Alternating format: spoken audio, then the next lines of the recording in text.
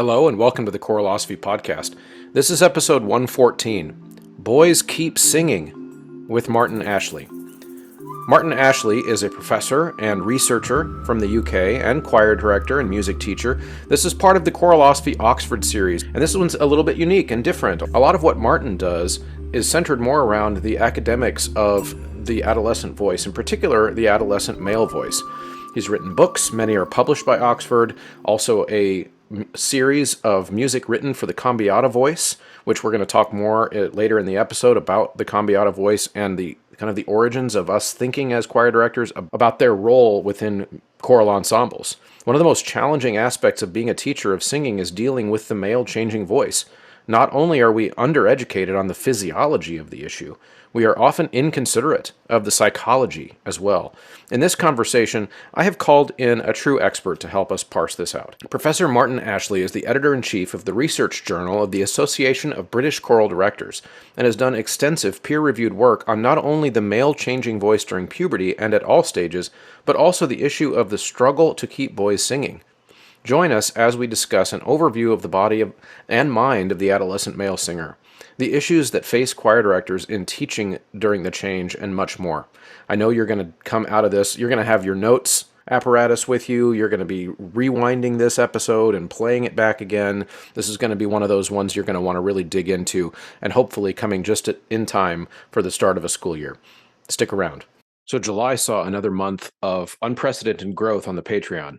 Patreon.com/Choralosophy is a place where for as little as $3 a month, you can support the show. You can also get access to my Google folder of goodies. You can get access to full-length episodes. You can get access to behind-the-scenes episodes and so much more. So head on over there and subscribe today. The producer-level sponsors at Patreon are Brannigan Lawrence, Chandler Smith, Venture Studios, John Warner, Ulrika Igrain Munoz Alarcon, Angie Schilling, David Kowalczyk, James Mock, Jared Hendricks, Jeff Wall, Kyle Peterson, Michael Herron, Nathan Hines, Ryan Main, and Stephen Kathy Kakachik. School is starting, or it's already started, so make sure you get your Sight Reading Factory memberships going. SightReadingFactory.com. Put Choralosophy at checkout once you've got your membership and all of your students' memberships in the checkout page. Enter Choralosophy, it'll knock 10% off every time you use that code. Okay, everybody, I'm here with Professor Martin Ashley, and we are going to be talking about a variety of things, but we're going to kind of center our conversation around one of the things that is probably at the center of anxiety for a lot of choir directors all over the world, which is getting more boys to sing, keeping them singing, and thinking about the unique challenges of that boys have with singing. And so I'm excited to dive into that and among other things with you, Professor Ashley. Welcome. Thank you. Good to be with you. Yes, this will be wonderful. And what I'd like to do just to have everybody start is, and people listening will recognize right away that you and I have different accents. And so why don't you tell us a little bit about who you are, where you come from, and what got you to the point where you're someone who cares about singing and choirs and all the things that you do with that. Well, I'm obviously a Brit. I was born in Kent in the southeast of England, but I now live in the far north of England, just 10 miles from Scotland. So that's why I have an accent. I've been involved with choral singing all my life. I started out in life working for the BBC as a sound engineer. But then I went on an absolutely wonderful choir tour, and it was so fantastic. I thought, I've got to do this for a living. So I became a music teacher. Oh, gosh. Well, that was fun. I did that for 17 years. Then I went into higher education and university work, and eventually ended up as head of research in a university. And I got a research fellowship to look at boys' voices for exactly the reason you say. Boys went singing. And the result of that research fellowship was that I got another bigger one to work with the National Youth Choirs of Great Britain and with a very good colleague, Professor David Howard at the University of York. David is a a leading expert on the larynx and how it all works. Um, and the rest has been history, really. Making that work known and developing it and refining it further. It's what I do. And I love doing it. It's Hmm. fantastic. I mean, I can't understand why people don't have boys singing. It's such enormous fun. It's mad and it's brilliant. Why not do it? Anyway, Well, I that's a bit of agree. my background. I agree, and of course, I think with my audience, you're preaching to the choir, literally and metaphorically. But with what, and one thing I'd like you to also throw in there, if you wouldn't mind, because in your background, I've been reading a little bit. You also have a role with research with the what would be like the British Choral Organization. I believe it's ABCD. ABCD, yes, that's Yeah, right. Yeah. conveniently named. Tell us what your Um, job is there. Well, I'm one of their trustees. I have been for quite a long time.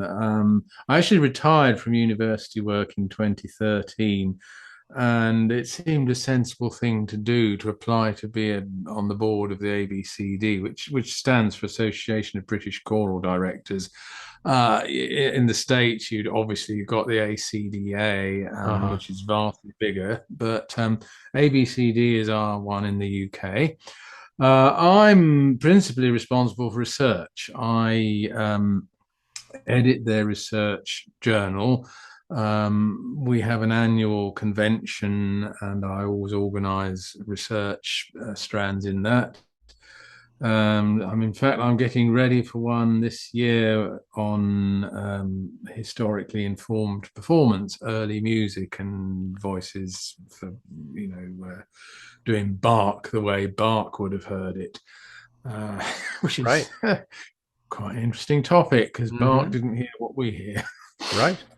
Yeah.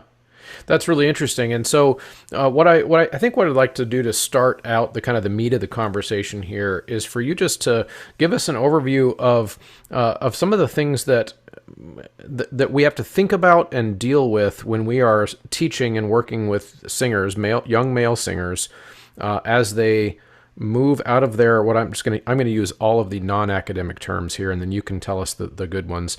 All their little boy voice into their adolescent voice, and through that change, and maybe even you can feel free to treat us like we have no idea what we're doing and what we're talking about. So being as basic as you can, as you've done all this research, what are some of the big things that we should look for and maybe even think about?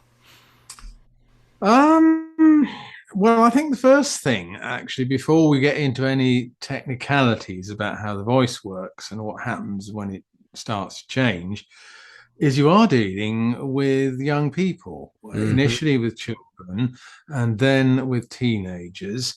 And certainly with teenagers, the most important thing is identity.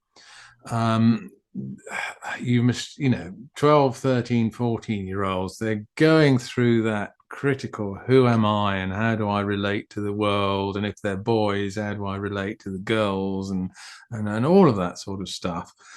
And if you get their voices out of sync with their developing personalities, that's when they're not going to sing. So, Huh. I mean, the voice to anybody, but to a teenage boy in particular, it's a hypersensitive part of the body. It's the soul. You know Hmm. this. Your listeners know this. You breathe, and the breath is the breath of life and the breath of singing. Now that sounds all lovey-dovey and romantic and everything, but if you're a teenage boy and your teacher gets that wrong, there's no way you're going to sing because you're very vulnerable. So before that is the most important thing. Be sensitive to these young people and stick up for them. um, don't be their friend. You've got to be their leader. You've got to be a professional. But my goodness, you've got to be their advocate. Yes. Right, that's got that bit out of the way. Well, yeah, and before we go, yes, I'm glad you Yeah. did. I'm glad you started there because I'd like to ask you something more specific about something you just said, which is that you said when their voice gets out of sync with their developing personality, that can lead them to not sing.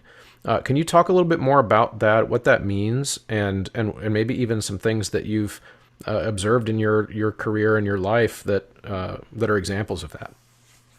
Yeah, well, I'll give you. It's not really an anecdote because it's in one of my books, and it was researched. But for my research fellowship, what I did, I looked at commercially made CDs that had been made by boy soprano trebles. And I interviewed the boys who'd made them and, documented their lives and found out all about them.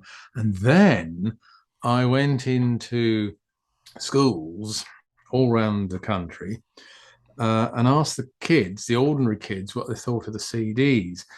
Oh, my goodness me, I had some feedback. Uh-huh.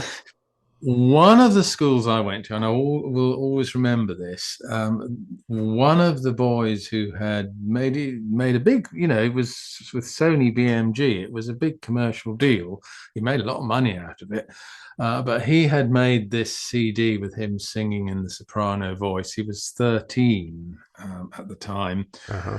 And I was talking to the boys in the parallel class. So he was in a class next door, and I was talking to the boys about singing, and they really went for this poor lad in his absence. Girl, girl, girl. Oh, we beat him up if we could, but we're not allowed to. And it was. Yet when I spoke to that boy, he didn't give a damn about it. He was so confident in what he did, they didn't care about what the kids in the other class thought. Now, I think that is actually very, very typical. And you will often get this situation where you might have a choir and it'll have 28 girls and 2 boys in it. Uh-huh. That's what you'll end up with if you don't work to get the boys. And the interesting thing is, if you talk to the 2 boys, they don't give a damn about what anybody else thinks. They love their singing and they're fine with it. But you've got to think of the other 28 boys that aren't there. And they are very, very scared of 2 things. They're scared of not being as good at singing as the girls.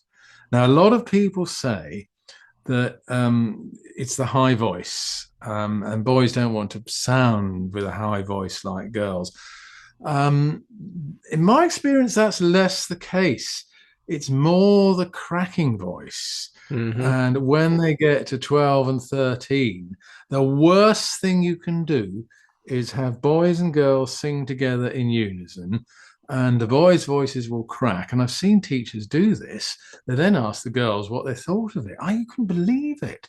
The dumb things some people do. Uh-huh. And the boys are just really, really sensitive to this because they're trying to say who they are and they're trying to grow up and become men, and their voice goes in the middle of a lesson. It's fatal for them if you don't Yeah. prepare them for it and help them through it and teach them about it. And that's the other thing. I spend a lot of time talking to boys. Typically in the US, it would be grade 8, 13. Um, we have talks on puberty, but our talks on puberty are all about the voice Mm-hmm. and what's happened to the voice at puberty. And the kids just don't know. Okay, maybe they know a little bit about the birds and the bees and what boys and girls do, but nobody has sat down with them and said, this is what happens to your voice when all the other changes happen to your body. Mm-hmm. And it's very liberating for them because if they understand it, they fear it less. Yeah, absolutely. And what's interesting about that scenario you described, that age 12, 13-year-old boy, at that same moment where those cracks are starting to happen in front of girls, oftentimes that's also the age where they are all of a sudden starting to care what those girls think in different ways than they did when they were 9 or 8. Oh, absolutely. Yeah, that when they're 9 and 8, girls are yuck. Mm-hmm. Um, when they're 15 and 16, it's how many girls have they been out with? And I'm very aware now that we live in a world where, we have multiple genders, and I don't want to stereotype, boys and girls, but Mhm. you know what I'm saying. 15, 16, they're feeling confident and they boast. But 12, 13, they're just in between. Girls aren't yuck anymore, but girls are actually quite scary. Yeah. And I mean, they are scary. I've got loads of interviews I've done with boys when they will admit it in the safety of an interview with a sympathetic researcher. Girls are scary to 12-year-olds. They're yuck to 8-year-olds. They're very desirable to 16-year-olds and scary to 13-year-olds. Hmm. Yeah. Yeah. Of course, from my own just memories of that age, I feel like part of that fear is that, like I said a minute ago, I'm just now starting to care what that they see me, the girls see me as somebody that they would want to spend time with, but I'm not yet old enough and confident enough to feel like I'm maybe even worthwhile for them to talk to. And so the last thing I want is to be like really being seen to be giving my all in a singing class and have my vocal folds splatter against the wall. I don't want to feel that embarrassment, and so I might just shut down and pretend like I'm not trying at all. Yeah, I mean, that is absolutely right. And you've got to help them through that.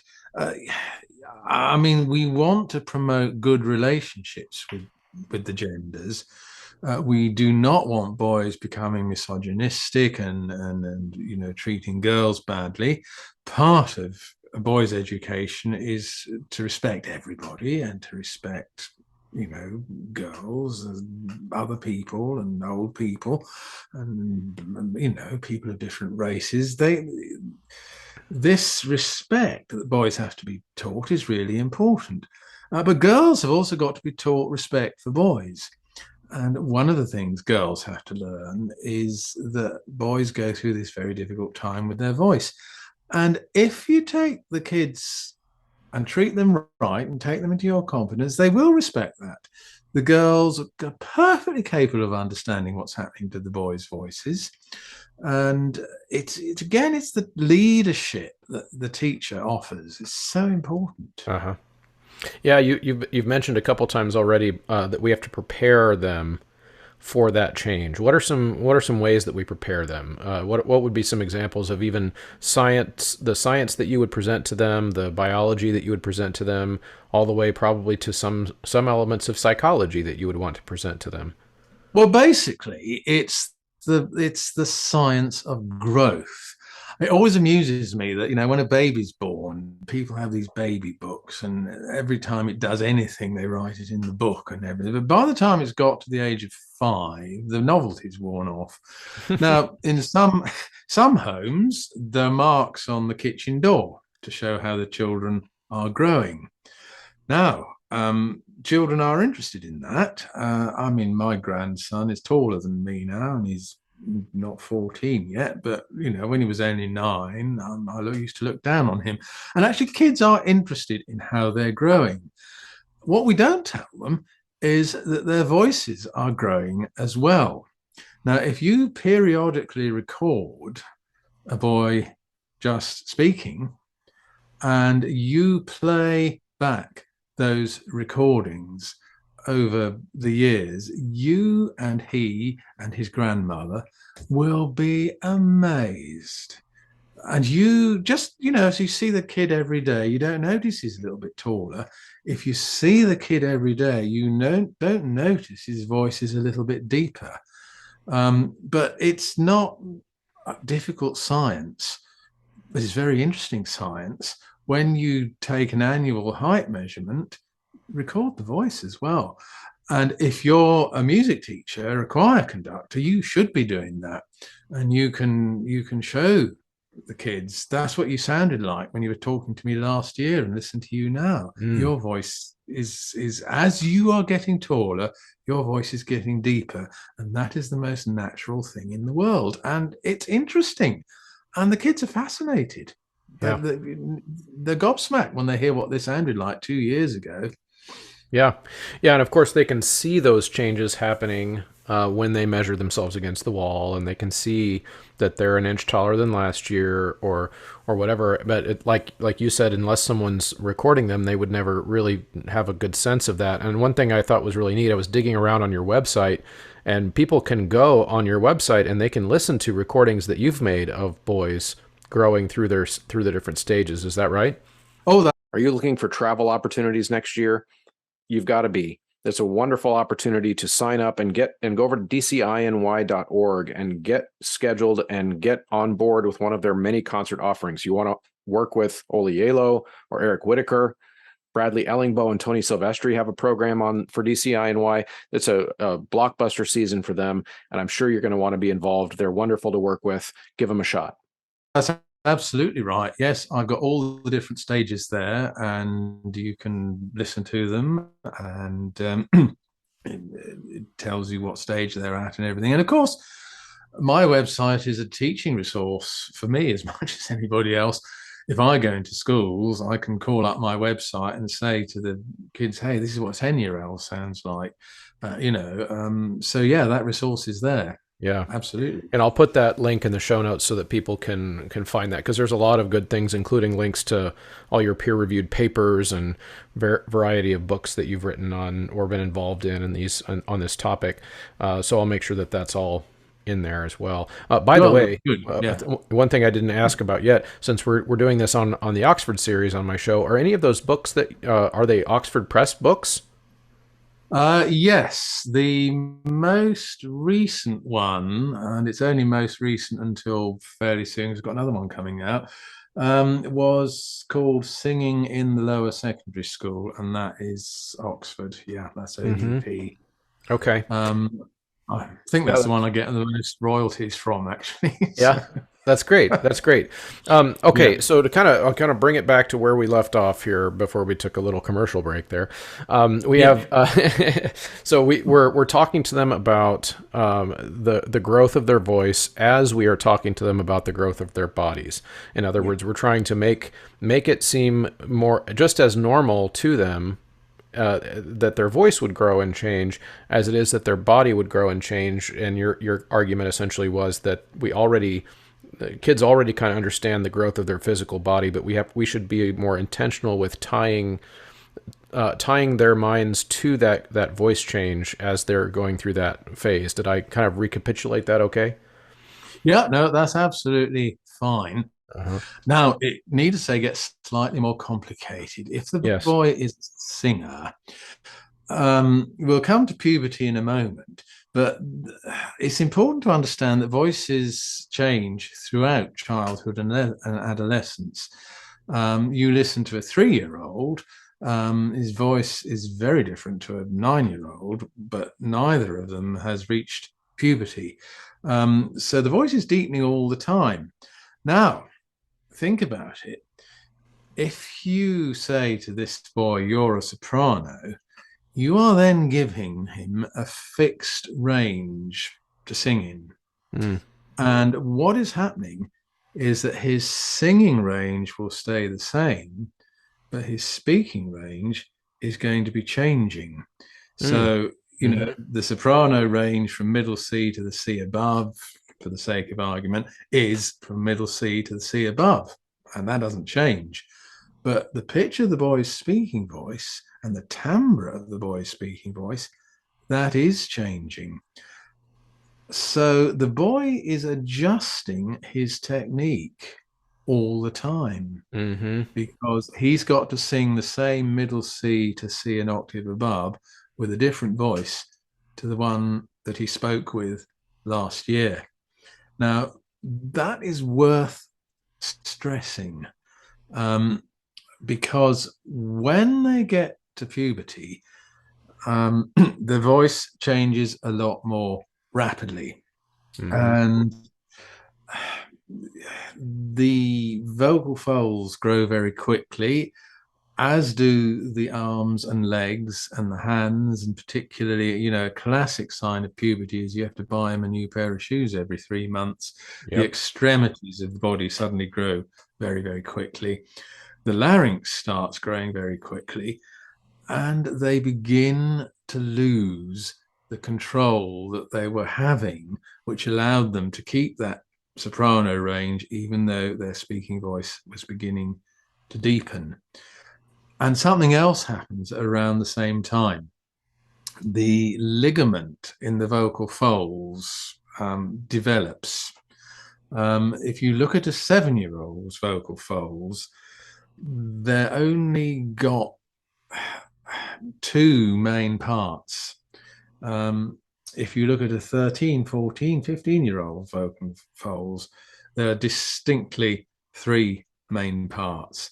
There's the vocalis muscle, the fold body, and there is the ligament tissues and the very thin mucosal layer.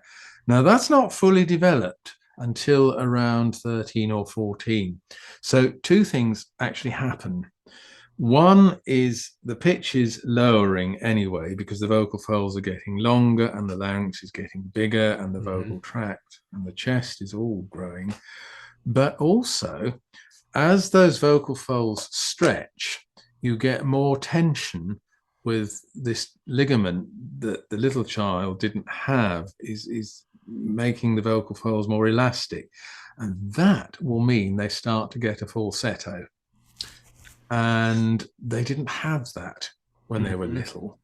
And it's that falsetto that will start giving them trouble, because that's where they get the voice flips. Now, one of the things you can do is ask a boy to glide all the way down from the highest note he can sing to the bottom of his voice. Now, if a little child does that, it just goes down in one continuous glide. If a 13-year-old does it, it will suddenly break halfway down. It'll go, ooh, and you get that very definite break from what you called earlier the little boy's voice into the new man's voice. And that can be very troublesome because it happens around about somewhere between middle C and middle E or F, which is exactly probably where you've got the kids singing. So that poor boy is going to keep flipping between this new adolescent voice that's going to be his man's voice and his old boy's voice, which has actually started to become falsetto. And there's all sorts of ways of dealing with this. One method of dealing with it is you don't use the falsetto voice at all, and you just use the newly developing man's voice, which can actually have quite a small range. And we'll talk later about emerging voices and the cambiata system. You can, and people do, and not every singing teacher agrees, and I think we have a question about this later, you can ignore the new voice and you can keep the boy singing in what is now becoming a falsetto voice. It was his original high little boy's voice. It's now becoming a young teenager's falsetto voice at the same pitch range. Or you can combine the two voices together. And it's possible, if you know what you're doing and the boy is a good singer, you can actually end up with an enormous range of 3 or more octaves because he's got both voices. I think you have somebody in the States that some people will have heard of called Henry Leck, and he is an advocate. He's an advocate of this, that you use both voices, and in that way you can often smooth out this difficult clunk or jump where the falsetto goes into the new voice and there's 1 or 2 notes missing. And we call that the phonational gap. And it's a blessed news. There was a wonderful film made of the Stockholm Boys Choir, I think it was, 2 or 3 years ago. And there were all these teenagers talking about it, and they called it the devil's note. It's around middle D, middle E, where those two voices don't join properly. So there's a lot of work to do on understanding how to manage that. Uh-huh. Yeah, in fact, since you mentioned that we're kind of in that topic area anyway, let's go to that question that you mentioned, because I've got a question from Laura from my Patreon group today that wanted to get your feedback on a very similar idea. Laura says, I direct a treble choir and typically keep boys as they are going through the voice change. My rule of thumb has been to keep them singing treble as long as they are not straining, and they are allowed to switch voice parts at any time to accommodate the pitches their voice is comfortably producing. I've not kept any boys past 8th grade circumstantially, but I'm curious your thoughts on letting them continue in the treble choir 2 or more years after their voice change. It's very similar to what we were just talking about. So what are your thoughts about about that in terms of, you mentioned Henry Leck is kind of an advocate for that type of thing where they're using both of their voices. But this question I like because it takes us into a real practical setting where we've got students that are enrolling in our class while this is all happening. We can't just kick them out. So what do we do? Yeah. Well, there are issues of class management, aren't there? If you deviate from unison singing and have the kids singing in 2 or 3 parts, that's wonderful if you're a youth choir and you can have sectional rehearsals and send the trebles out in one room and the basses out in another, and that's great. But if you're a poor teacher managing this on your own, it is difficult. And you just have to recognize that it's difficult. I think your question from Laura, I immediately throw back a question. What happens to these boys when they're not singing treble anymore? Is there somewhere else for them to go to? Right. Because that is an important part of it.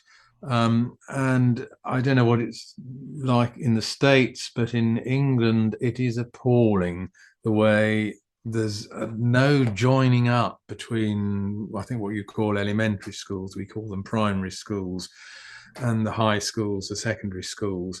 And I can take you around the UK, and I can take you to some primary schools where the singing is absolutely brilliant, and the kids then move up to the senior schools and there's no singing at all. Equally, I can take you to senior schools where the singing is brilliant, but the kids are coming up from elementary, primary schools and they never sung. And you really got to work at that if it's a problem in your area, because there's got to be somewhere for these kids to go to. I'd say that first, because that might influence how long you keep them on the soprano or treble or alto line, might you? Right. Having got that out of the way, this issue splits the singing teaching community right down the middle. It really does. Now, we haven't yet mentioned John Cooksey, but we can't go through anything like this without mentioning John Cooksey, who has been extremely influential. Cooksey devised 6 stages that boys go through in the voice, which broadly match the 5 stages of puberty that the pediatrician J.M. Tanner, who's very well known around the world, devised. Now, you will get some singing teachers who will say, as soon as the boy starts moving into Cooksey's stages of change, he's got to stop singing soprano or treble because it will harm his technique and possibly physically his voice if you keep it. But you will also get some singing teachers who will say almost what Laura has said: as long as there is no strain or discomfort, he can carry on singing for as long as he likes on the soprano line, and you and he will know when the time has come for him to stop. Now, am I going to take sides on this? No. I like to be evidence driven. So let's deal with the evidence from both sides. Now, the evidence from the mustn't sing soprano as their voices begin to change comes from people who have looked at things like the efficiency of vocal fold closure. Now, the thing is that an efficient glottal cycle going to be somewhere around the 40 to 60, 50% mark of how long the folds are closed and how long they're open. As the boy's voice starts going through puberty, he actually has to work harder to get the same pitch. Yep. Now, boys who don't sing very much, they will start going into falsetto and they'll get a very low, was it high? Late at night close quotient. A lot of air will be going through and the vocal folds will only be contacting at the edges. But boys who do a lot of singing, they counteract that by abducting the vocal folds more and getting a better closure, which gives them a better tone, but they're having to work harder to do it. And their singing is becoming less efficient. And it's interesting. I measured the sound outputs of little boys and adolescent boys singing at the same pitch. And actually, the little boys were louder with much less effort. Mm-hmm. So although the big boy is big, he's actually having to work quite hard at a process that is becoming inefficient.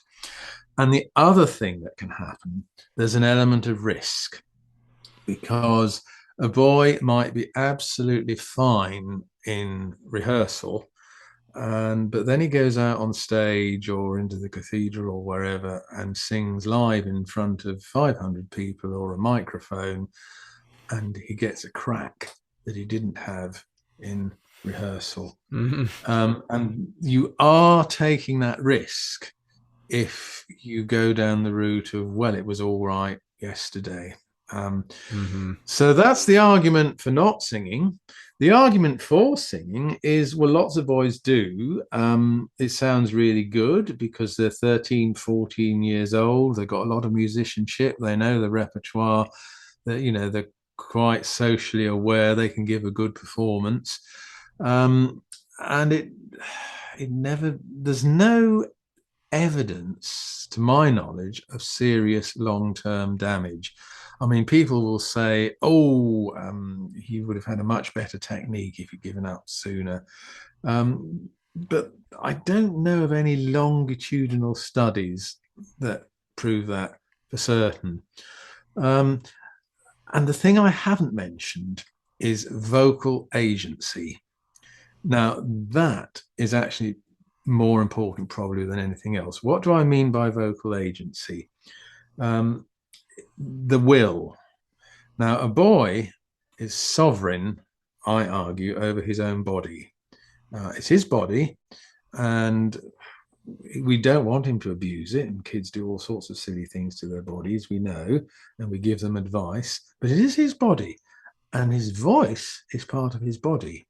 And if he wants to sing soprano, he will. Yes. Because ultimately it's his voice. And that psychological desire to sing it has an amazing effect on how long the voice will last. Now, you may be one of those people who thinks it's not good for him, and you may take him aside and say, look, I can give you actually an exact example of this. We were auditioning a boy for the National Youth Choir of Scotland, and the conductor called me in because he said, this boy is singing Handel's Where'er You Walk in a soprano voice, and he's talking to me like this. And I'm thinking, what's going on? So I went in, and sure enough, the lad sings Where'er You Walk, and really actually quite a nice soprano. But I said, do you realize you've got another voice? And he said, no. So I showed him that he had another voice, and he said, "Oh," um, and he decided he would actually use that new voice. So he joined the choir for that year as baritone. Mm-hmm. Um, so some, you have these conversations with children, with young men. You explain to them what's happening, and so often it's because they don't know, which is what I think I said half an hour ago. Yeah. They just haven't been told. Yep. Yeah, So, I've had a very similar experience teaching boys for 20 years. Is that you're to echo what you just said, which is that they just oftentimes don't know. yeah, They get one of my returning or repeating guests that I've had on the show, Don Brenniger, is an American teacher and professor, and we talked about it once where the way he put it was great, which is that oftentimes boys at that age are still audiating or hearing the music in their head in their little boy's voice. And they don't, unless someone shows them, like you said, that they have this other voice that they could access, they're going to continue hearing it in the voice that they've had for the last 8 years or yeah, 9 years. I would agree totally. That's absolutely Yeah. right. In fact, there is a condition, a recognized condition called puberfonia, and it actually applies to the speaking voice. And I've had 3 cases of puberphonia in my career. And what has happened is exactly what you've said. The boy is still hearing the voice he's always spoken with, and he's still speaking with that, even though he's a 15-year-old that weighs 12 stone, or what do you say in the States, 180 pounds or something. He's still speaking with his little boy's voice. And Mm-hmm. the only answer to that is to send him to a speech therapist. And it is a recognized condition. And it's just a failure to adjust. You use the word audiate. I agree. Audiation. He's hearing that high voice in his head, and Mm-hmm. he's still producing it. And if that can happen with a speaking voice, it certainly happens a lot with a singing voice. Yeah. And then, of course, there are the confused boys who are hearing both voices, just flipping all over the place. Yeah. Um, so that's why they have singing lessons and sympathetic teachers, I hope. Right, absolutely. Yeah, and in fact, if the kind of put a pin in the question that we got from Laura too, I think the answers that you've been developing here for that question are really pertinent, because one of the first things that you said was, is there another place for that boy to go? Because Yeah. that might change the answer. So here would be my answer. My concern would not necessarily be that by singing in his falsetto for a couple of years would harm him. I'm a falsettist. I sing alto in choirs all the time, All right. and I'm Okay. 42, and I it's easy for me. So Yeah. I don't think it harms anyone. However, I would say that if there is a place, I would think of it like opportunity cost. Is that boy now not getting the opportunity to practice his new developing voice? In which case, because he's only in a treble voice, but then I would think about maybe moving him. But if there's nowhere to move him and I have to get rid of him, then I'm keeping him in there singing falsetto. Like, I'm going to keep him singing. It's just a question of, is that the right place for him? That may be how I would Hmm. think of it. Yeah, no, I wouldn't disagree with you. I would reiterate, take the boy's own view into account as well. Absolutely. What does he Yes. want to do? Does he Mm-hmm. want to stay on, or does he want to leave? What do his parents want him to do? All of these human things are really more important than we give them credit for. Interesting that you're a countertenor. It's actually become quite cool for boys to become countertenors. Yeah. I mean, it really has. And I'm talking here about boys who know they're singing.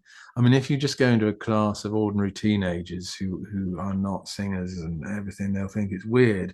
But if you're a boy who has done a lot of singing and knows his stuff, it's actually can be quite cool to be a countertenor. So that is worth making that point. But then you'll get some singing teachers who say, oh, well, they can't become a countertenor straight away. They've got to sing in their new baritone voice for a while until it settles. Then they can have lessons to get their falsetto back and use it properly as a countertenor. So again, singing teachers have different views on this. Mhm. But I mean, the famous story that's told is of Alfred Deller, the godfather of countertenors. And his choir master in Margate in Kent told him to shut up because his voice had broken.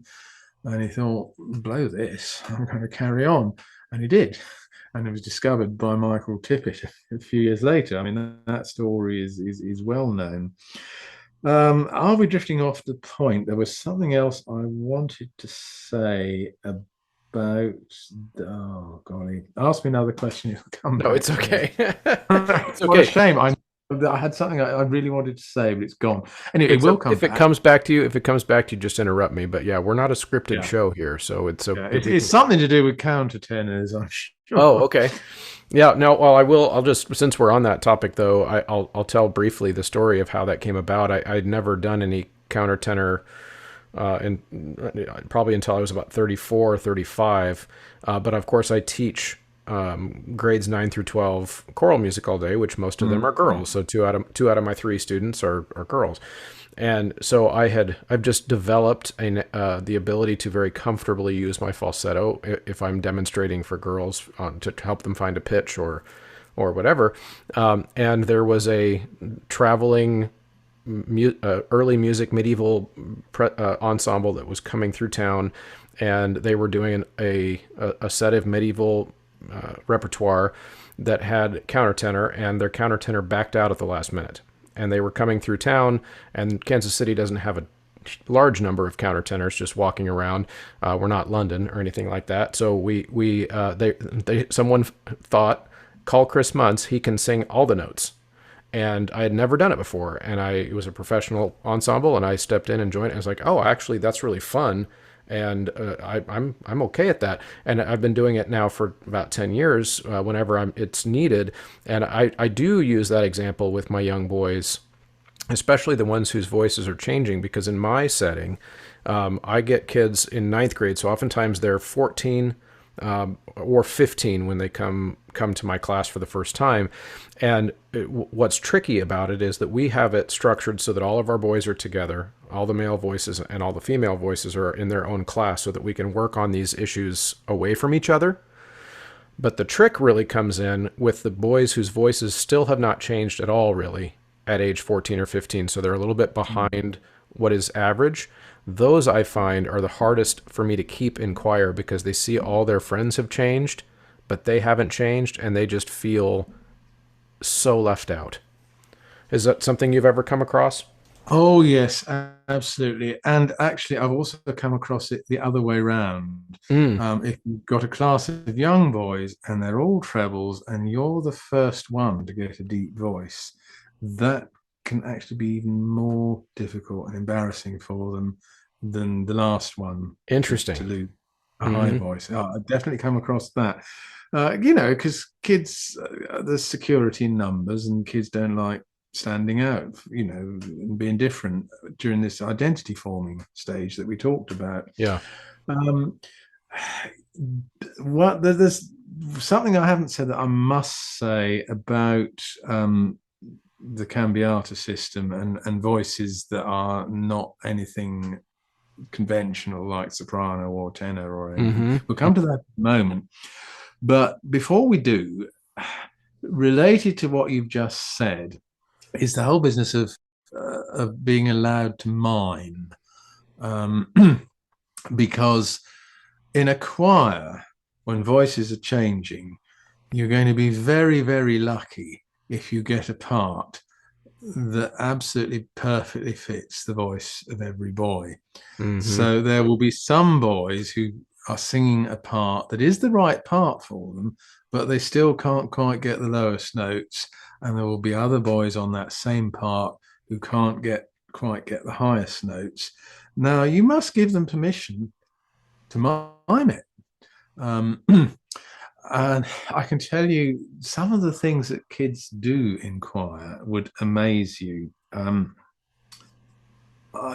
was a boy, some of the research I do, I put a Lavalier radio mic on them with their permission, so I can hear what their voices are up to when they're actually singing in the choir.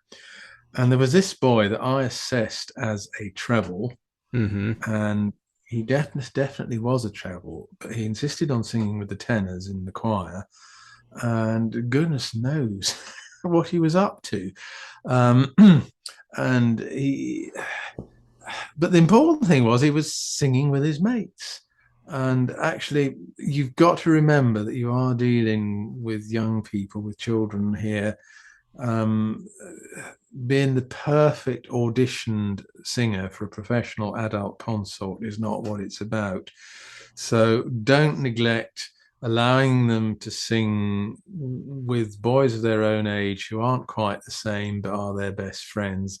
That is something you can't ignore. Mm-hmm. So coming on to this business of trying to get the right part for them, I presume everybody knows the story of Irving Cooper, but in case they don't, Irving Cooper was the originator of the Cambiata system, and he was music supervisor, was it for Montreal? And he went round all the schools, and he noticed that the boys weren't singing. And then he went to Boy Scout camp, and he noticed that all the boys were singing lustily round the campfire. And he scratched his head and thought, how do I explain this? And the answer was ludicrously simple. In school, the teacher told them the note to sing, and they had to sing at the teacher's pitch. Round the campfire, they just struck up at their own pitch and they sang lustily. And Cooper thought, blimey, isn't that obvious? Uh-huh. And out of that, he devised the Cambiata system. And there are these boys who are midway through the change of voice who are not sopranos, not altos, Mm-hmm. not tenors, and not basses. Yeah. So Cooper came up with these parts that just fit those voices. And the most common one you're going to get is the one that the teacher thinks the boy is a tenor, but the boy isn't a tenor because he can't reach that magic tenor C. His voice will give out around about the E or E flat just above it in the tenor octave. Now, that boy is a cambiata. And what is happening at the upper end of his voice will very much depend on how much singing he's done before. Yeah. If he's done a lot of singing, what he may do is just take his whole voice and his whole range down a bit. If he hasn't done much singing, his voice will give out around middle C when he hits the devil's note.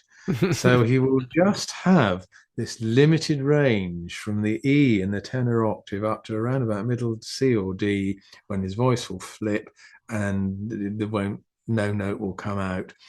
And it is fascinating. There's a German researcher by the name of Michael Fuchs who people need to know about.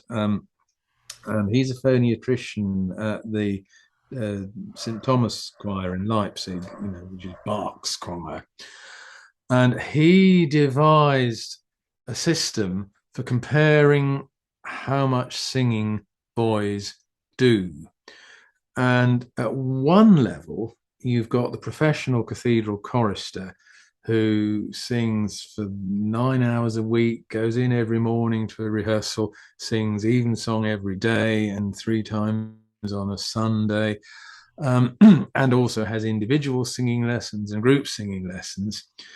Now, if you've got boys like that, what you'll find as they go through the cambiata stage, their whole voice will just go down, and it's wonderful because you can get this beautiful tone somewhere between the tenor E up to the F or G in the middle octave, and it's just a beautiful sound, and it's unique to boys. But then you'll get the ordinary high school kid who hasn't done much singing, and he won't be like that. And he will get this gap around middle C to E. And if you don't give him a suitable range of only 6 or so notes, singing will be a disaster for him. And that is why we have the cambiata system. And I don't know how we're doing for time, but I know you wanted me to talk a little bit about Oxford University Press and emerging voices. Mm-hmm. Now a good time to get on to that? Yeah. No, I'll just respond a little bit to the story you just told about Cambiata, and then we'll get into that. Yeah, sure. Yeah. First, it does seem like that narrative gives a little bit of credence to the idea of continuing to sing in the treble, just of the whole idea of singing through that change as a way to develop the technique. We were mentioning that before. I know that was my experience, what you just described. I sang very rare for the Midwestern United States. We actually had a treble boys choir in my town when I was growing up, which is a very not American thing. But I was incredibly, I benefited incredibly from that, because I sang soprano, and I was singing, like a boy in London might, singing Palestrina at age 11. But then singing, like, I could sing I still had my soprano high C until I turned 14. Yep. And then but then all of a sudden I had both voices for a while. Yep. And then yeah, and then my top end fell off. But and so that was really interesting. But as a result, I don't really have traumatic memories from my voice changing, because I was always singing. And so I was making those tiny little adjustments all the time, and I just didn't know that I was making them. Yeah, I mean, if the view now is keep the boys singing. I mean, there was a time when it was thought they had to rest their voice and come back later. But provided they sing at the right range, and I would say, if in doubt, give them a narrow range that is in their new voice. If they're not a proficient regular singer, it is safer to go with the new voice. And I mean, the other thing we haven't mentioned is the relationship between the singing voice and the speaking voice. Now, if you hear a boy speak, and one way of doing it is to ask him to count slowly backwards from 20. A lot of teachers do this, and it's deliberately boring and monotonous, so the boy isn't going up and down expressively, and his voice will settle at a sort of natural pitch. Now, what you will find is that the lowest note you can comfortably sing is usually about 3, 4, 2 semitones below the voice he habitually speaks at. And if the boy is not a highly proficient singer, that's the range you want him to be in. So his lowest note is just 2 or 3 semitones below the measured pitch of his speaking voice. You can match it to the piano, While the kid's talking, you can plonk around and find the note that's roughly where his voice is. But there are also apps and things that you can get that will do that now. So, and that the kids are very interested. I mean, we made an app, but unfortunately, I couldn't get it updated, and it's not on the App Store anymore. But the kids used to think it was really great because they could talk into it, and it would tell them how far they'd gone through puberty and everything, and they thought it was brilliant. Oh, that's cool. So we're back to what we said before about measuring and taking an interest. How did we get onto that? We were talking about the Cambiata system. Yes, and I was telling my story. Boys, yeah, and you were telling your story. Right. Yeah, and I think that's all wonderful. And I'll also, earlier you said too, the thing about making sure boys have permission to mime. Yeah. And I think, and I agree, that's something I do with my boys. Although I will point out that it's important to make sure when you're telling them that it's very clear that that's not a failure in any way that they have to drop out, because sometimes you do see that. I do see teachers, well, you just don't sing there because you can't sing those notes. Well, then it's negative, and you have to be careful about that too. Yeah. No, you're absolutely right, and I'm glad you said that. Miming is a positive thing.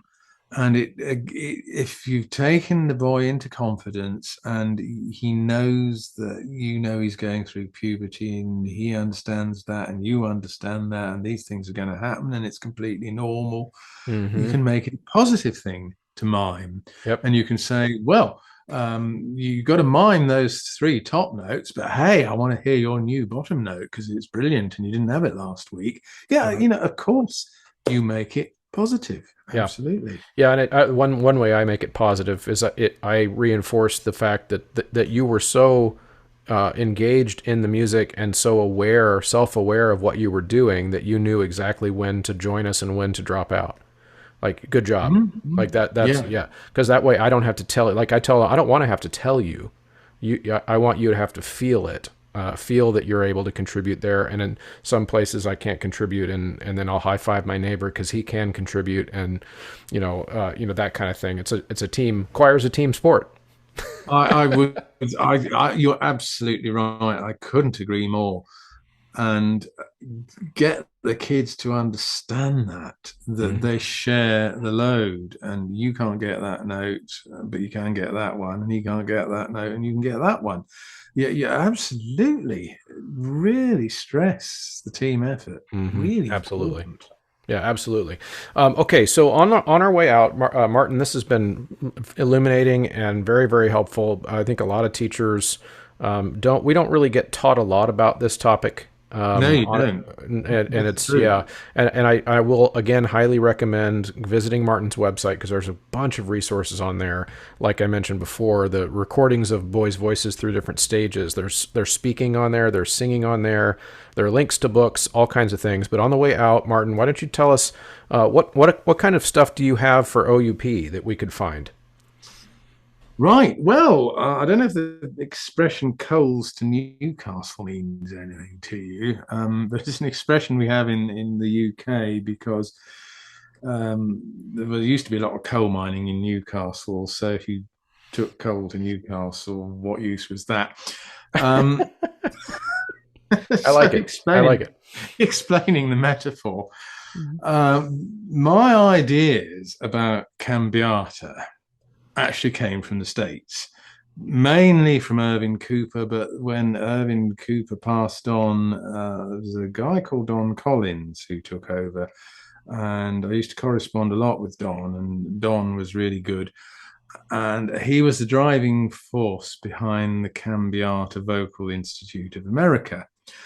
And Don also had this thing called the Cambiata Press.